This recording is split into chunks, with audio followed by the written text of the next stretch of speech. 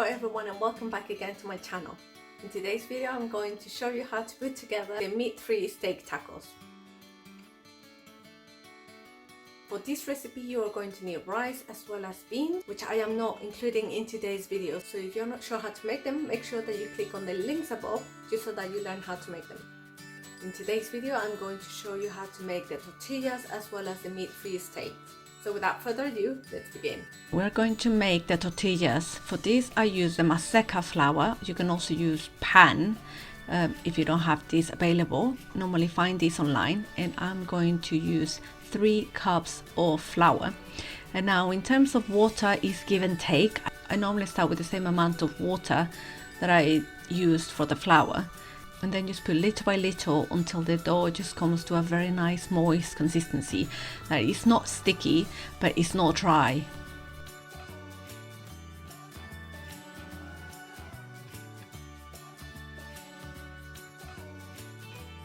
This flour does need a lot of water, so just make sure that you are very thorough in kneading it and just adding a bit more every time it needs it.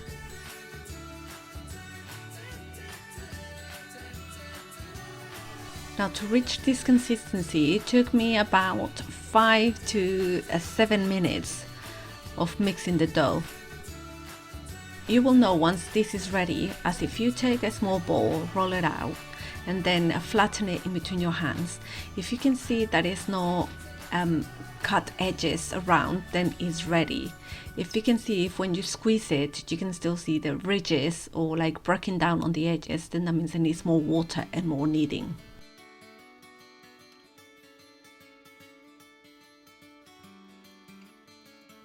Now set it aside and cover it with a plastic bag or with a damp towel. It does have to be damp just to ensure that the moisture from the dough doesn't go into the towel. And the humidity of the towel will ensure that the dough maintains the humidity that it has.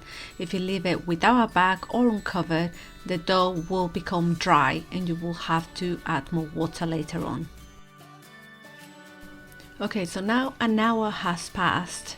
And as you can see, the texture is still very nice and moist and soft, and it's not sticky.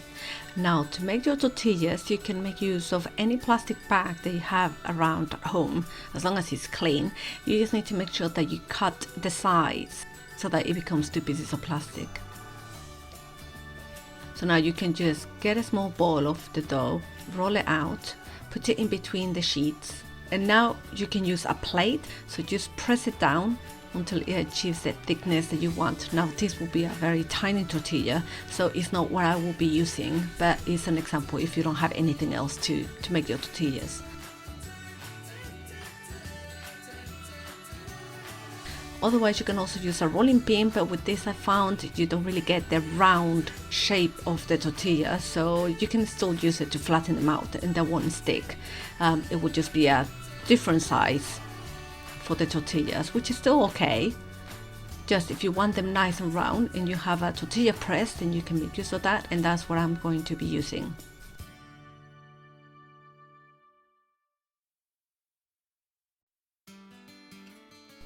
I have these pieces of plastic that came with a ready roll icing that I used, so I washed them and reserved them for this purpose only.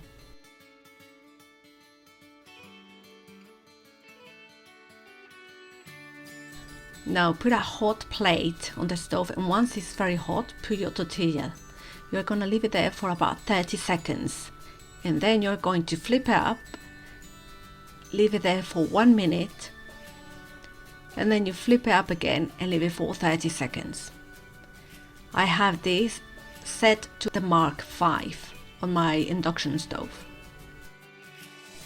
Instead of leaving your tortilla there on the first side for 1 minute and then flipping them over for another minute, do try to do 30 seconds, then 1 minute, and then 30 seconds again, and that will ensure that your tortilla will inflate and will cook evenly. So once they are done, just put them in a tea towel and just reserve them.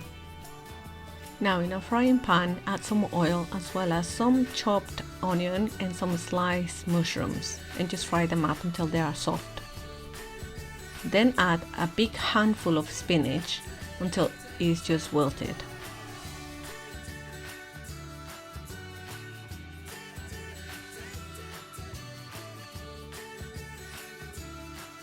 I am going to be using lentils, and these have been drained. I'm going to put them in my food processor, as well as all the bits that we have to saute. Some tomato sauce, maybe about 1 teaspoon, as well as some paprika, about 1 teaspoon as well, garlic powder, some mixed herbs,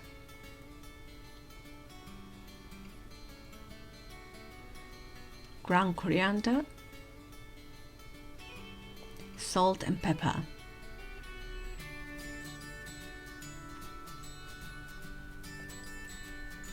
And now just mix it all up. We are trying to get a nice smooth consistency that is not too sticky or too runny, but that it will hold the shape. Here we're going to add half a cup of gluten-free oats,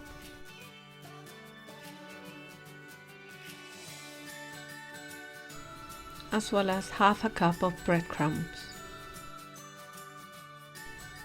Now we're adding 1 egg. You can try substituting for a flax egg, although I have not tried that yet, so do let me know if you try that. And 1/4 cup of plain flour.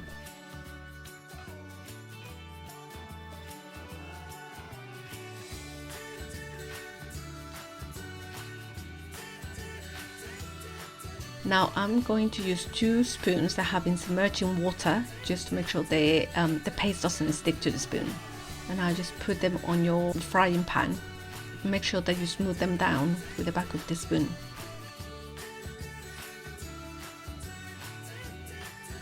Now as you can see, these are a type of savory pancakes.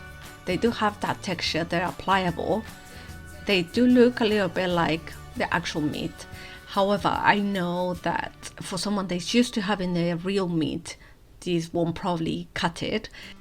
But for those of us that are trying to reduce the amount of meat that we have or eliminate it completely, these are actually very tasty, and it might just be that you need to get used to a different texture and different flavors. I have not had any meat for about 7 months now, so I am getting used to the flavor of different meat alternatives. So why don't you try them and let me know what you think. I also tried making them without the spinach, but the flavor wasn't as strong, so I do recommend using the spinach. Now for my family, I'm just using regular steak fillet just because that's what I like, and so this is what I'm going to make for them. Now in your saucepan, get some oil and make sure that you fry your beans. You're going to need to mash them up. If you find they are too runny, then just leave them there to cook for a little bit more so that they dry up.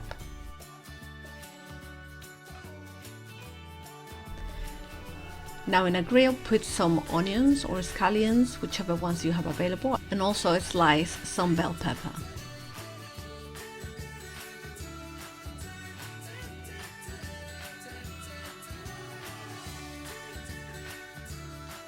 And now just put them in the grill.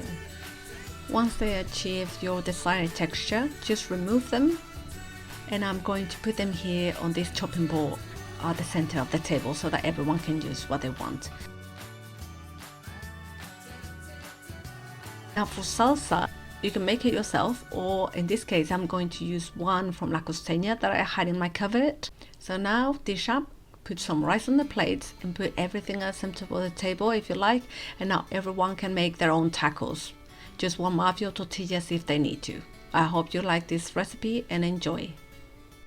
So that is it, guys. I really hope that you enjoyed this recipe just as much as I do. And if you did, please consider subscribing to my channel and give me a thumbs up to keep me motivated, and perhaps share it with family and friends. Until my next video, stay strong, healthy and happy.